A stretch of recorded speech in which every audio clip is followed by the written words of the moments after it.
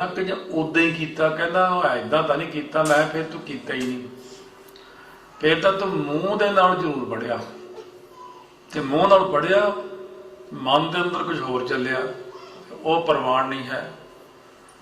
ਮੈਂ ਉਹਨੂੰ ਫਿਰ ਜਿਹੜੀ ਗੱਲ ਪਹਿਲਾਂ ਵੀ ਆਪਾਂ ਨੇ ਕਈ ਵਾਰ ਦੱਸੀ ਸੰਗਤ ਨੂੰ, ਜਿਵੇਂ ਪਹਿਲਾਂ ਤਾਂ ਪਾਠ ਸਵੇਰੇ ਉੱਠ ਕੇ ਇਸ਼ਨਾਨ ਕਰਕੇ ਸ਼ੁਰੂ ਹੀ ਹੌਲੀ ਕਰਨਾ ਚਾਹੀਦਾ। ਪਹਿਲਾਂ ਤਾਂ ਤੁਸੀਂ ਜੇ ਤੁਸੀਂ ਮਨ ਵਿੱਚ ਕਾਢ ਲਿਆਓਗੇ ਨਾ, ਫਿਰ ਤੁਸੀਂ ਕਾਮਯਾਬ ਨਹੀਂ ਹੈਗੇ। ਪਹਿਲਾਂ ਤਾਂ ਸਿਰਫ ਇੱਕ ਇਹ ਕਹਿ ਕੇ ਰੁਕ ਜਾਣਾ, ਬਸ ਇੱਕ, ਸਿਰਫ ਇੱਕੋ ਹੀ ਬਹੁਤ ਆ, ਬਸ ਓੰਕਾਰ।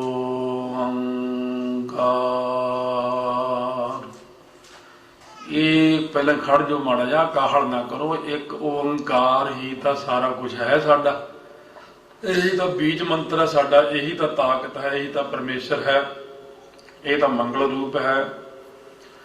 ਪਹਿਲਾਂ ਤਾਂ ਇੱਕ ਦੀ ਹੀ ਵਿਚਾਰ ਕਰੋ, ਫਿਰ ਓੰਕਾਰ ਦੀ ਵਿਚਾਰ ਕਰੋ। ਫਿਰ ਇੱਕ ਓੰਕਾਰ ਕੌਣ ਹੈ? ਮੇਰੇ ਹਿਰਦੇ 'ਚ ਵੀ ਹੈ, ਬਾਹਰ ਵੀ ਹੈ, ਵਿਆਪਕ ਵੀ ਹੈ, ਸਭਨਾਂ ਦਾ ਮਾਲਕ ਵੀ ਹੈ। ਉਦੋਂ ਅੱਗੇ ਸਤਨਾਮ ਕਹਿਣ ਦਾ ਆਨੰਦ ਫੇਰ ਆਵੇਗਾ ਤੁਹਾਨੂੰ, ਜਦੋਂ ਇੱਕ ਓੰਕਾਰ ਦੀ ਹੀ ਵਿਚਾਰ ਪਹਿਲਾਂ ਕਰਨੀ, ਫੇਰ ਕਹਿਣਾ ਸਤਨਾਮ। ਇਹ ਸਤਨਾਮ ਹੈ, ਇੱਕ ਓੰਕਾਰ। ਇਹੀ ਸਾਰੀ ਸ੍ਰਿਸ਼ਟੀ ਦਾ ਕਰਤਾ ਹੈ, ਪੁਰਖ ਪੂਰਨ ਹੈ, ਭੈ ਤੋਂ ਰਹਿਤ ਹੈ। ਹੁਣ ਨਿਰਭਉ ਮੂੰਹ ਨਾਲ ਕਿਹਾ, ਮਨ ਵਿੱਚ ਕਿਹਾ ਭੈ ਤੋਂ ਰਹਿਤ ਹੈ, ਡਬਲ ਇਹ ਹੁਣ ਪਾਠ ਏਦਾਂ ਚੱਲਣਾ, ਨਿਰਵੈਰ ਵੈਰ ਤੋਂ ਰਹਿਤ ਹੈ। ਧਿਆਨ ਇਹਨੂੰ ਕਹਿੰਦੇ ਨੇ। ਜਦੋਂ ਧਿਆਨ ਲੱਗ ਗਿਆ ਸਾਡਾ ਪਾਠ ਵਿੱਚ, ਤੇ ਉਹ ਧਿਆਨ ਲਾ ਕੇ ਉਹਦੀ ਵਿਚਾਰ ਜਦੋਂ ਚੱਲ ਪਈ, ਸ਼ੁਰੂ 'ਚ ਵਿਚਾਰ ਇਉਂ ਚਲਾਉਣੀ ਹੈ, ਫਿਰ ਜੁੜ ਜਾਂਦਾ ਬੰਦਾ। ਅਕਾਲ ਮੂਰਤ ਕਾਲ ਤੋਂ ਰਹਿਤ ਹੈ, ਅਜੂਨੀ ਜੂਨਾਂ ਵਿੱਚ ਨਹੀਂ ਆਉਂਦਾ, ਸਹਿ ਭੰਗ ਸੁਤੇ ਪ੍ਰਕਾਸ਼। ਉਹ ਗੱਲ ਹੁਣ ਮਿਟ ਗਈ ਵੀ ਜਦੋਂ ਆਪਾਂ ਕਹਿੰਦੇ ਸੋਚਿਆ ਸੋਚਣਾ ਹੋਵੇ, ਜੇ ਸੋਚੀ ਲੱਖ ਵਾਰ। ਮੇਰਾ ਵੀ ਚਾਹ ਦਾ ਕੱਪ ਬਣਾ ਲਿਓ ਨਾਲ ਹੀ, ਕਿਉਂ ਚਾਹ 'ਚ ਧਿਆਨ ਚਲਿਆ ਗਿਆ। ਸਾਰੀ ਨਾ ਹੁਣ ਬ੍ਰੈਡ ਖਾ ਜਾਓ, ਫਿਰ ਹੋਰ ਲਿਆਉਣੀ ਪੈਣੀ ਹੈ। ਹੁਕਮੀ ਹੋਵਨ ਆਕਾਰ, ਹੁਕਮ ਨਾ ਕਹਿਆ ਜਾਏ, ਕਿਉਂਕਿ ਧਿਆਨ ਕਿਤੇ ਹੋਰ ਹੈ। ਉਹ ਗੱਡੀ 'ਚ ਪਤਾ ਨਹੀਂ ਤੇਲ ਅੱਜ ਪਾਇਆ ਘੱਟ ਹੀ ਸੀ ਰਾਤ, ਲੈ ਵੀ ਤੂੰ ਹੁਕਮੀ ਹੋਵਨ ਆਕਾਰ, ਇਹ ਹੋਰ ਕਹੀ ਜਾਂਦਾ, ਤੇ ਉਧਰ ਗੱਡੀ ਦਾ ਤੇਲ ਮੁੱਕਿਆ ਹੋਇਆ ਜੀ, ਲੈ ਵੀ ਫਲਾਨੀ ਗੱਲ ਵੀ। ਇਹ ਜਿਹੜੀਆਂ ਤੁਹਾਡੀਆਂ ਵਿਚਾਰਾਂ ਨੇ, ਇਹ ਬ੍ਰਹਮ ਗਿਆਨੀ ਨੂੰ ਨਹੀਂ ਆਉਂਦੀਆਂ। ਉਹ ਬ੍ਰਹਮ ਗਿਆਨੀ ਇਸੇ ਕਰਕੇ ਉਹਨੂੰ ਕਹਿੰਦੇ ਆ ਕਿ ਉਹ ਸਿਰਫ ਅੰਦਰ ਬ੍ਰਹਮ ਦੇ ਵਿੱਚ ਹੀ ਲੀਨ ਹੈ, ਬਸ। ਭੈ ਤੋਂ ਰਹਿਤ ਹੈ, ਵੈਰ ਤੋਂ ਰਹਿਤ ਹੈ, ਕਾਲ ਤੋਂ ਰਹਿਤ ਹੈ, ਜੂਨਾ ਤੋਂ ਰਹਿਤ ਹੈ, ਸੁਤੇ ਪ੍ਰਕਾਸ਼ ਹੈ। ਗੁਰੂ ਦੀ ਕਿਰਪਾ ਨਾਲ ਮਿਲਦਾ। ਇਹ ਮਨ ਬੋਲਦਾ, ਮੂੰਹ ਕਹਿੰਦਾ ਜਾਪ, ਮਨ ਕਹਿੰਦਾ ਜਪਣੇ ਜੋਗ ਹੈ। ਆਦਿ ਕਾਲ ਤੋਂ ਸੱਚ ਸਰੂਪ, ਜੁਗਾ ਜੁਗਾਂ ਦੇ ਸਰੂਪ ਵਿੱਚ ਵੀ ਸੱਚੀ ਹੈ, ਹੁਣ ਵੀ ਸੱਚ ਹੈ। ਮਨ ਕਹਿੰਦਾ ਹੈ ਨਾਨਕ ਹੋਸੀ ਵੀ ਸੱਚ, ਆਉਣ ਵਾਲੇ ਸਮੇਂ ਵਿੱਚ ਸੱਚ ਹੋਵੇਗਾ। ਮੂੰਹ ਨਾਲ ਕਹਿੰਦਾ ਸੋਚਿਆ ਸੋਚ ਨਾ ਹੋਵੇ, ਜਿੰਨੀ ਮਰਜ਼ੀ ਪਵਿੱਤਰਤਾ ਰੱਖ ਲਓ, ਜੇ ਸੋਚੀ ਲੱਖ ਵਾਰ ਪਵਿੱਤਰਤਾ ਰਹਿੰਦੀ ਨਹੀਂ। ਸੋ ਇਸ ਤਰ੍ਹਾਂ ਉਹ ਮਨ ਦੇ ਅੰਦਰ ਦੀ ਇੱਕ ਵਿਚਾਰ ਨਾਲ ਨਾਲ ਅਰਥ ਦੀ ਵਿਚਾਰ ਚੱਲੀ ਜਾਣੀ ਚਾਹੀਦੀ ਆ। ਚੁੱਪ ਹੈ ਚੁੱਪ ਨਾ ਹੋਵੇ, ਚੁੱਪ ਰਹਿਣ ਨਾਲ ਮਨ ਚੁੱਪ ਨਹੀਂ ਰਹਿੰਦਾ। ਜੇ ਲਾਏ ਰਹਾ ਲਿਵਤਾਰ, ਜਿੰਨੀ ਮਰਜ਼ੀ ਮੈਂ ਤੇਲ ਵਾ ਧਾਰਾਵਤ ਲਾ ਕੇ ਸਮਾਧੀ ਬੈਠਾ ਰਹਾ, ਭੁੱਖਿਆਂ ਰਹਿਣ ਨਾਲ ਭੁੱਖ ਨਹੀਂ ਉਤਰੀ। ਜਿੰਨੀ ਮਰਜ਼ੀ ਮੈਂ ਵਰਤ ਰੱਖ ਲਵਾਂ, ਭੁੱਖਿਆਂ ਦੀ ਭੁੱਖ ਨਹੀਂ ਉਤਰਦੀ। ਭਾਵੇਂ ਬੰਨਾਂ ਪੁਰੀਆਂ ਭਾਰ, 18 ਪੁਰੀਆਂ ਦੇ ਭਾਰ ਬੰਨ ਲਈਏ, ਭਾਵੇਂ ਇਉਂ ਅਲੱਗ ਅਲੱਗ ਸਾਰੀ ਵਿਚਾਰ ਹੁੰਦੀ ਜਾਂਦੀ। ਜਾਂ ਕਹਿ ਲਓ ਵੀ ਇਹ ਗਿਣਤੀ ਹੁੰਦੀ, ਇੱਕ 3260 ਤੋਲੇ ਦਾ ਇੱਕ ਭਾਰ ਹੁੰਦਾ ਹੈ। ਇਸ ਤਰ੍ਹਾਂ ਦੀਆਂ ਚੀਜ਼ਾਂ ਹੁੰਦੀਆਂ ਨੇ। ਇਉਂ ਆਪਾਂ ਜਪਜੀ ਸਾਹਿਬ ਪੜ੍ਹੀ ਗਏ, ਦੂਜੀ ਪੌੜੀ ਵੀ ਬੜੀ ਸੋਹਣੇ ਢੰਗ ਨਾਲ ਪੜ੍ਹੀ ਗਈ, ਤੀਜੀ ਵੀ ਪੜ੍ਹੀ ਗਈ। ਜ਼ੋਰ ਲੱਗਦਾ ਹੈ, ਤੇ ਇਹ ਤੇ ਜ਼ੋਰ ਲੱਗਦਾ। ਹੁਣ ਉਹ ਜਿਵੇਂ ਤੁਸੀਂ ਆਪਣੇ ਪੰਜਾਬ ਦੀ ਉਦਾਹਰਨ ਨਾ, ਇੰਡੀਆ 'ਚ ਪੀਟਰ ਇੰਜਣ ਜੇ ਲੈ ਕੇ ਸੜਕਾਂ ਤੇ ਖੜੇ ਗੰਨੇ ਦੇ ਰਸ ਵਾਲੇ, ਉਹ ਗੰਨੇ ਦਾ ਰਸ ਵਾਲਾ ਇੰਜਣ ਜਿਹੜਾ ਠੱਕ ਠੱਕ ਠੱਕ ਚੱਲੀ ਜਾਂਦਾ, ਜ਼ੋਰ ਹੀ ਲੱਗਦਾ।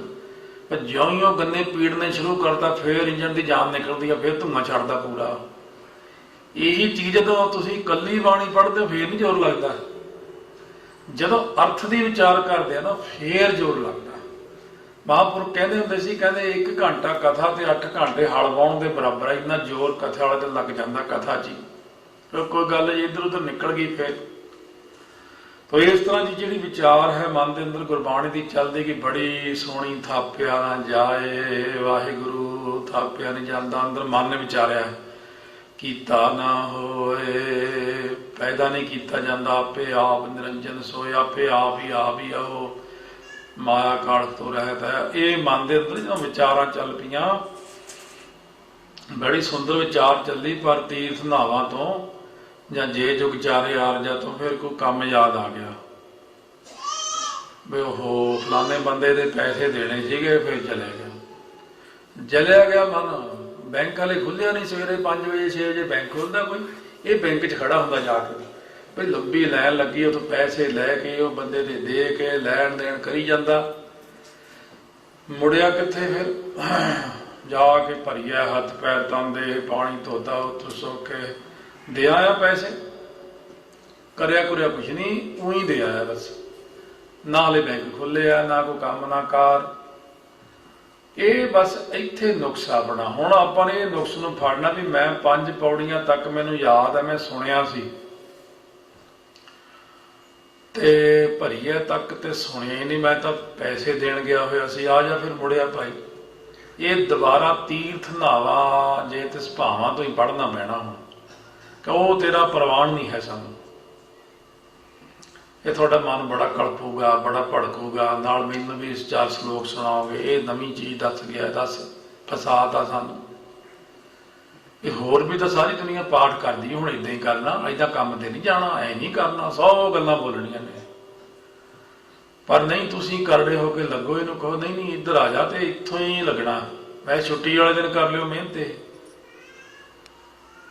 ਵਿਹਲੇ ਟਾਈਮ ਕਰ ਲਿਓ, ਪਹਿਲਾਂ ਉੱਠ ਜਾਓ ਕਰ ਲਓ, 5 ਬਾਣੀਆਂ ਪਹਿਲਾਂ ਵੈਸੇ ਪੜ੍ਹ ਲਓ। ਇਹ ਕਿਤੇ ਬਹਿ ਕੇ ਦਿਨੇ ਇਕਾਂਤ ਵਿੱਚ ਫਿਰ ਅਭਿਆਸ ਕਰ ਲਿਓ, ਜਦੋਂ ਮਰਜ਼ੀ ਕਰ ਲਓ ਬਹਿ ਕੇ ਇਹਨੂੰ। ਫਿਰ ਇਸ ਅਭਿਆਸ ਨੂੰ ਅੱਗੇ ਜਾਰੀ ਰੱਖੋ। ਤੀਰਥ ਨਹਾਵਾਂ ਜੇ ਤਿਸ ਭਾਵਾਂ, ਤੀਰਥਾਂ ਤੇ ਤਾਂ ਨਹਾਵਾਂ ਜੇ ਉਹਨੂੰ ਭਾ ਜਾਵਾਂ, ਜੇ ਉਹਨੂੰ ਭਾਉਂਦਾ ਤਾਂ ਹੀ ਉਹ ਤੀਰਥ ਤੇ ਨਹਾਉਂਦਾ ਇਨਸਾਨ, ਜਿਵੇਂ ਮਰਜ਼ੀ। ਫਿਰ ਇਹਦੇ ਵਿਚਾਰ ਕਰਦੇ ਜਾਓ, ਕਈ ਅਰਥ ਨੇ ਇਹਦੇ।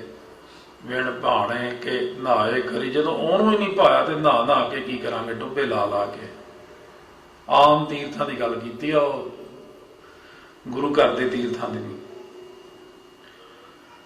ਫਿਰ ਇਹਦੀ ਵਿਚਾਰ ਚੱਲਦੀ ਹੈ ਮਨ 'ਚ। ਫਿਰ ਸੁਣਿਆ ਦੀਆਂ ਪੌੜੀਆਂ ਵਿੱਚ ਵਿਚਾਰ ਚੱਲਦੀ, ਸੁਣਿਆ ਸਿੱਧ ਪੀਰ ਸੁਰ ਨਾਥ, ਇਹਦੀ ਵੀ ਵਿਚਾਰ ਕਰਨੀ। ਸਿੱਧ ਕੌਣ ਹੁੰਦੇ ਨੇ?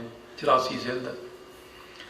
ਇਹ ਸ਼ੁਰੂ ਦਾ ਲੈਸਨ ਆ, ਫਿਰ ਬਾਅਦ 'ਚ ਆਪੇ ਠੀਕ ਹੋ ਜਾਊਗਾ। ਹੁਣ ਕਾਹਲੇ ਨਾ ਪਾਓ। ਸਿੱਧ ਪੀਰ, ਪੀਰ ਕਿਹਨੂੰ ਕਹਿੰਦੇ ਨੇ?